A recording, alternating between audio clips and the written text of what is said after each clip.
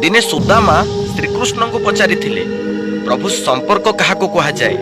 सुदामा कथा शुणी भगवान श्रीकृष्ण निजर मित्र सुदामा को स्मित हस दे कही जेउठी स्वार्थ थाए सेठी संपर्क न थाए आउ जेउठी संपर्क थाए सेठी स्वार्थ न थाए। अर्थात बिना स्वार्थ रे बंधा जाइथिबा डोरी को संपर्क कहुए। जेउठी राग हिंसा काम क्रोध लोभ मोह माया एसबू देखा मिल न थाए।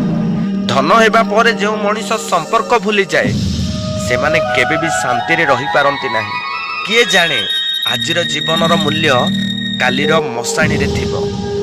आजिर धनी कालीर भिकारी हेबा पाई बेसी समय लागिबनी। कालीर भिकारी आजिर धनी हेबा पाई बेसी समय भी लागिबनी। ए जीवन रे छंद कपट करिकी केते दिन आमे बंचिबा। जहा आनीचे ताहा ए मर्त्यपुर रे फकीबा। जहा नेकी जीवा ता भगवान को पुरे आनंद रे भोगिबा।